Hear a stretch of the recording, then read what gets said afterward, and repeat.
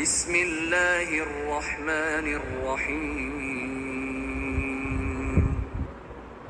أرأيت الذي يكذب بالدين فذلك الذي يدع اليتيم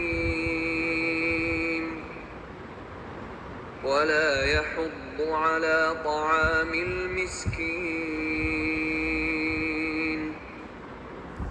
فويل للمصلين الذين هم عن صلاتهم ساهون الذين هم يراءون